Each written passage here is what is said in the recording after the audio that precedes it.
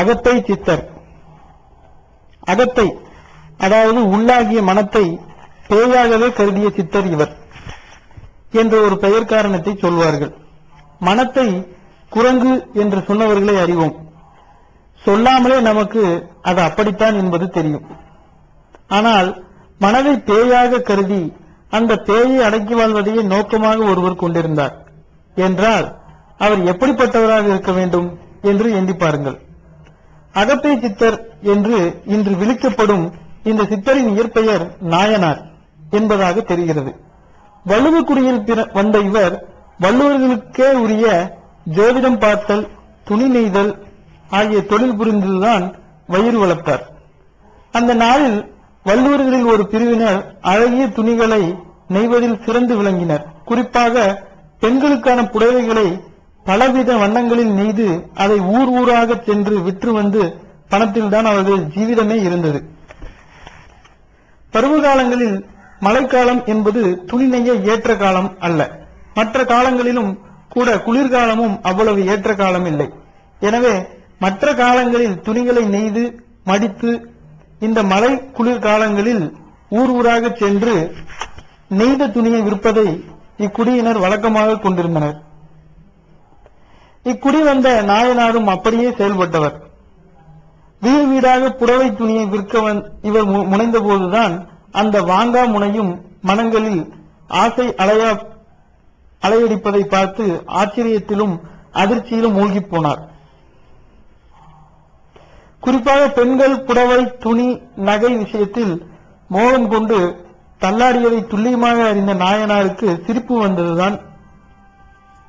ஒரு பெண்மணி ஒதுக்கும் ஒரு புடவையை இன்னொரு பெண்மணி மிக அழகாக உள்ளதாக கருதி ஏற்றுக்கொள்ளும் போது எது அழகு என்பதில் பெண்களிடம் ரசனை வேறுபடுவதையும் அழியப் போகும் அழகை அழியாத ஒன்றாக அவர்கள் கருதுவது போலவும் தான் அவர் எண்ணினார். அது மட்டுமல்ல, மானம் காக்கத்தான் ஆடை, ஆனால் அந்த ஆடைக்குள் பகட்டு படாபடோபம் போன்றவைகளை சிலர் காட்ட முனைந்ததையும் பார்த்தபோது நாயனாருக்கு ஒருவித விரக்தி தான் ஏற்பட்டது. ஒரு கட்டத்தில் இது என்ன பிழைப்பு என்று கூட தோன்றிவிட்டது. குறிப்பாக பெண்களை ஆசையால் உந்தப்பட்டு மாயைக்குள் மடக்கி கிடப்பவர்களாகவே நாயனார் உணர்ந்தார். அட, அவர்கள்தான் அப்படி என்றால் ஆண்களும் ஆசைக்கு பெண்ணினம் மேல் மோகம் கொண்டு அதன் பொருட்டு காதல் மோதல் என்று சிக்கி சீரழுவதை பார்த்தபோது மாயை இந்த உலகை ஆட்டி படைப்பதை அவரால் துல்லியமாக உணர முடிந்தது. ஒரு மனிதனை மாயை எப்படி ஆட்டி வைக்கிறது? மனம் மூலமாகத்தான். மனம் என்பது எது? அது இந்த உடலில் எங்கு உள்ளது?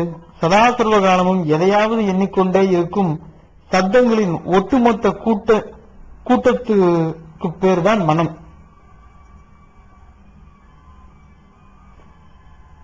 மனம் என்பது எது? அது இந்த உடலில் எங்கு உள்ளது? சதாசர்வ காலமும் எதையாவது எண்ணிக்கொண்டே இருக்கும் சப்தங்களின் ஒட்டுமொத்த கூட்டத்துக்கு பேர்தான் மனம். அதுவோ எப்பொழுதும் எதையாவது எண்ணிக்கொண்டு அலைவாய்ந்தபடியே இருக்கிறது. ஏன் அந்த எண்ணமும் எந்த எண்ணமும் இல்லாமல் மனப்பையை காலியாக வைத்துக் கொள்ள முடியாதா? இப்படி ஆசையால் உந்தப்பட்டு அல்லல் படும் மனிதர்களை பார்த்து சிந்தித்து மாய்ந்து போக தொடங்கினார் நாயனார். இன்று நிம்மதிக்காக இயங்குபவர்கள் கூட இப்படித்தான் கேள்விகளில் விழுகின்றனர். ஆனால் இந்த கேள்விகளுக்கெல்லாம் தெளிவான விடையை கூறி சரியான வழியை காட்டத்தான் யாருக்குமே தெரிவதில்லை. உனக்கு தெரிந்தால் நீ எனக்கு சொல், எனக்கு தெரிந்தால் நான் உனக்கு சொல்கிறேன் என்பதுதான் பதிலாக உள்ளது. அகப்பை சித்தர் காலத்திலும் அந்த அல்லாடல் இருந்தது. துணி நகை மோகம் மட்டுமல்ல, பல விஷயங்களில் மனித கூட்டம் மோகத்திடம் சிக்கிக் கொண்டிருந்தது. மண்ணில் விளைவுகளை உண்டு பசியாடுவதோடு மிருகங்கள் பறவைகளை வேட்டையாடி அவைகளை வாய்க்குருச்சியாக சமைத்து சாப்பிடுவது, மது அருந்துவது, விலைமகளியை நாடுவது என்று மனித கூட்டம் அலைவதை பார்த்து ஒரு கட்டத்தில் வெறுத்தே போய்விட்டது இவருக்கு. அதே சமயம் சில நுட்பமான உண்மைகளையும் நாயனார் தான் தன் அனுபவத்தால் அறிந்தார். எந்த ஒரு விஷயமும் முதல் முறையாக அனுபவிக்கும் போதுதான் அது பெரிதாக தெரிகிறது. அடுத்து அனுபவிக்கும் போது அது குறைகிறது. அடுத்தடுத்து குறைந்து கொண்டே போய் ஒரு கட்டத்தில் அது ஒரு விஷயமாகவே இல்லாமல் போய்விடுகிறது. பல கோடி ரூபாய் பெறும் வைர அட்டிகையானாலும் சரி, கால் காசு பெறாத தலைமுடி திருத்தமானாலும் சரி, அதற்கான இன்பம் நிரந்தரமானதாக இல்லை. இன்பத்துக்கு மட்டுமில்லை, துன்பத்துக்கும் இது நன்றாகவே பொருந்தியது. நாயனார் பார்க்க ஒரு இளம் பெண் தன் கணவனை மிக இளம் வயதில் பாம்பு கடிக்கு பலி கொடுத்தாள்.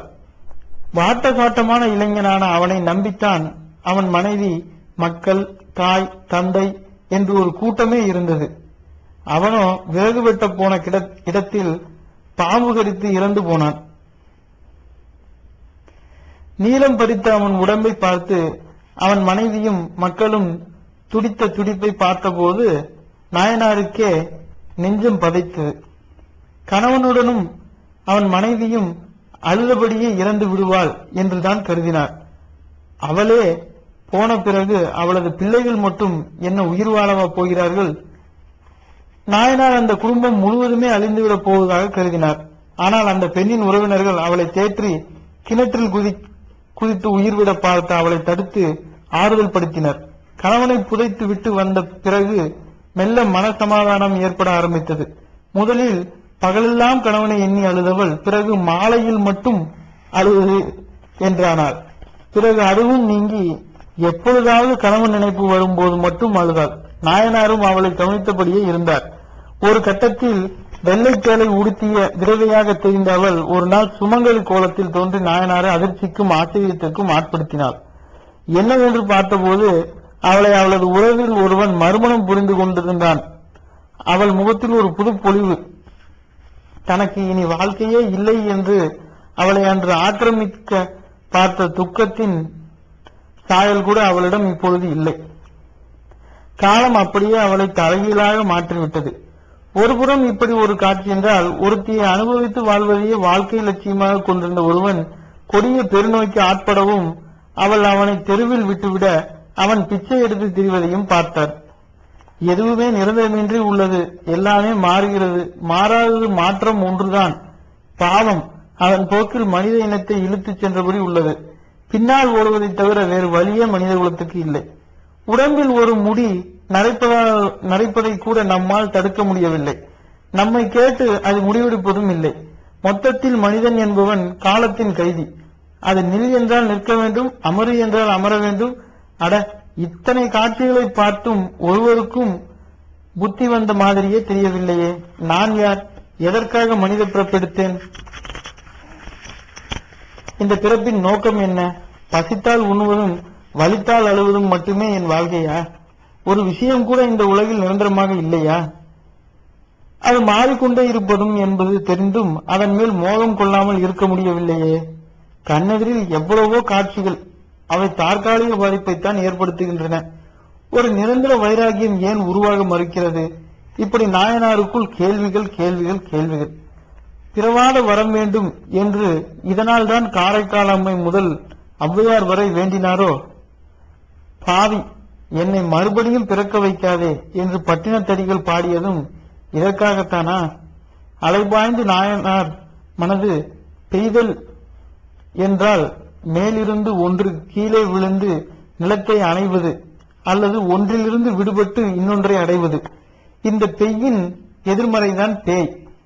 ஒன்றிலிருந்து தோன்றி இன்னொன்றை அடைய மாட்டாது அலைந்தபடியே இருப்பது.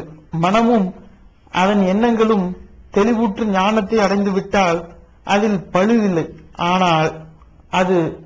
ஆனால் எது ஞானம் எது சத்தியம் என்பதே தெரியாமல் அலைபாய்ந்தால் அது பேய்தானே. தன் மனம் மட்டுமல்ல, தான் பார்க்க உலகத்தவர் மனதெல்லாம் அலைபாயும் பேயாகத்தான் நாயனாருக்கு தோன்றியது. அடக்கிட ஒரே வழி தவம் செய்வது, அதாவது ஒன்றையே நினைத்து அந்த ஒன்றாகவே ஆவது. நாயனாரும் தவம் செய்ய ஞானோபதேசம் பெற உரிய குருவை தேடத் தொடங்கினார். அவர் வரையில் பாரதம் இயற்றிய வியாசமுனி மேலானவராக தெரிந்தார்.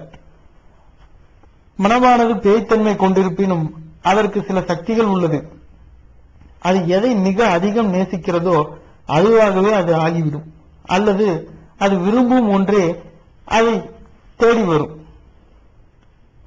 நாயனாரும் வியாசர் போல மகான்கள் தரிசனம் கிடைத்தால் ஞானத்தை அடையலாம் என்று கருதி வியாசரை மானசீக குருவாக கருதி தனக்குத்தானே புலனடக்க பயிற்சியில் ஈடுபட்டார். அதற்கு தடையாக இருந்த நகர வாழ்வை திறந்தவர் காட்டுக்கு சென்று காட்டிலும் கூட ஒரு மரத்தின் பொந்துக்குள் புகுந்து கொண்டு மணப்பேயை கட்டி போட தயாராகிவிட்டார். அது பசி, தாகம், தூக்கம் என்ற உடல் சார்ந்து மிகவே துன்புறுத்தியது. இருந்தும் அதை யானையை சங்கிலிகளால் கட்டுவது போல கட்டினார். அசரவில்லை. மெல்ல மெல்ல பசியை வென்றவர் உடம்பு அடங்கியதும் சுவாச பயிற்சிகளுக்கு பின் மனமும் அடங்க ஆரம்பித்தது. உடம்பை அடக்காமல் உள்ளத்தை அடக்க முடியாது என்பது புரிந்தது. இடைவிடாத முயற்சி, வைராகியம் இவையே அவரை போட்டது. ஒரு கட்டத்தில் வியாச பகவானும் நாயனார் முன் தோன்றி அவருக்கு அருளி மறைந்தார். மனப்பேயை அடக்கியதால் தேவரானார், சித்தம் அடங்கியதால் சித்தனானார். அதுவும் எப்படி? அகமாகிய பேயை அடக்கி வெற்றி கொண்டதால் அகப்பேய் சித்தர் என்றானார். உள்ளதை சொன்னாலும் அகப்பேய் உன்னாலே காண்பாயே, கள்ளமும் தீராதே அகப்பேய் கண்டார்க்கு காமமடி என்று எளிய தமிழில் இவர் பாடிய பாடல்களில் தத்துவங்களுக்கு பஞ்சமில்லை. இறுதியாக இவர் திருவையாற்றில் ஒடுங்கியதாக தெரிகிறது.